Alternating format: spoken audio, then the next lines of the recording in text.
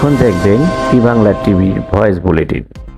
দীর্ঘ 9 বছর পর জামালপুর জেলা বিএনপির দ্বিবার্ষিক সম্মেলন হয়েছে। এতে বিনা প্রতিদ্বন্দ্বিতায় সভাপতি পদে ফরিদুল কবির তালুকদার শামীম ও সাধারণ সম্পাদক শাহ মোহাম্মদ ওয়ারেস আলী মামুন নির্বাচিত হয়েছে। শনিবার রাতে সভাপতি, সাধারণ সম্পাদক সহ 12টি পদে দায়িত্বপ্রাপ্তদের নাম ঘোষণা করেন বিএনপির স্থায়ী কমিটির সদস্য ইকবাল হাসান মাহমুদ। নতুন কমিটিতে সহসভাপতি করা হয়েছে আরও 4 জনকে। যুগ্ম সাধারণ সম্পাদক হয়েছেন 3 জন। এছাড়া ফিরোজ মিয়া, শফিকুল ইসলাম খান ও আরিফ হোসেনকে সাংগঠনিক সম্পাদক করা হয়েছে।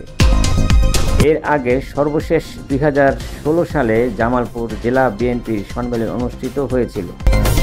ওই সম্মেলনে ফরিদুল কবির তালুকদার সভাপতি ও শাহ মোহাম্মদ ওয়ারেস আলী সাধারণ সম্পাদক নির্বাচিত হয়েছিল।